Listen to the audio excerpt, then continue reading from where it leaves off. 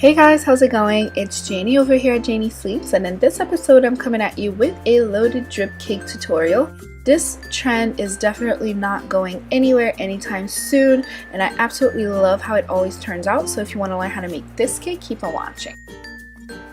So first things first, you're going to get started on your flowers. So I have a Wilton 104 tip. I'm going to make some hydrangeas. So what you do is you just tilt the tip so that the fat end is at the bottom, and then you make 4 petals like so. I'm also going to use that same tip to make roses. So you just put a mound of buttercream at the top and then a swirl that's going to create your bud, and then petals all around.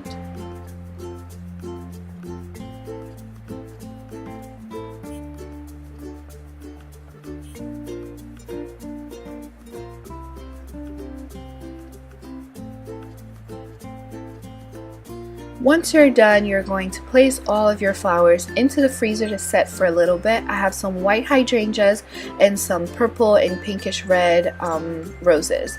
Then I also have some Wilton candy melt that I've melted in the microwave, and I've laid it flat onto a parchment paper. I'm going to sprinkle on some purple sprinkles and some white dragées just to give it a little bit of contrast.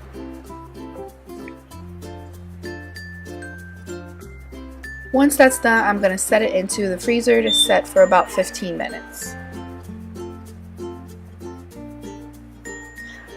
In the meantime, I have my 5-inch red velvet cake that I'm going to ice with my super easy meringue buttercream recipe. If you haven't seen it, that was my last video, you can check it out. I will link it in the description box below for you.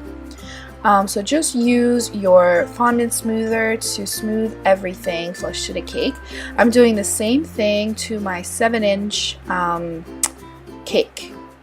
I've dyed my buttercream a purple color, and I'm going to ice the sides of the cake, but I don't want it to be seamless because I want some of the white to show, so I'm going to scrape it down quite a lot. I'm also going to use a little bit of that reddish pink buttercream and just put little dots all over, and then using my bench scraper I'm going to scrape everything so that I just have just swooshes of red buttercream. Then I'm going to dowel my cake so that I can place my top tier and it will not collapse on me. And I am using another Wilton, just a round tip this time, and I'm making a white border so that the board doesn't show.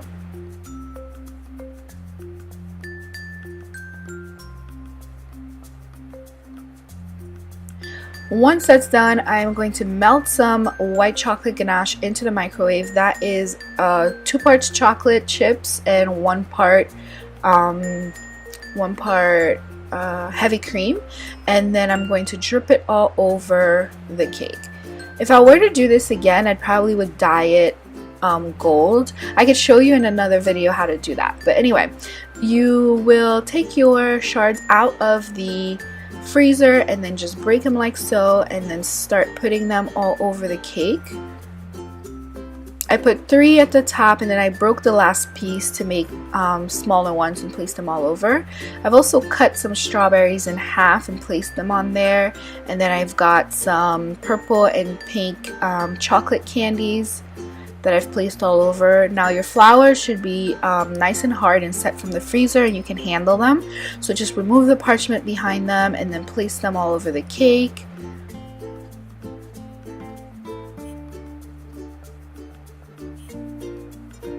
And then just keep fussing around with it until you're happy with the design.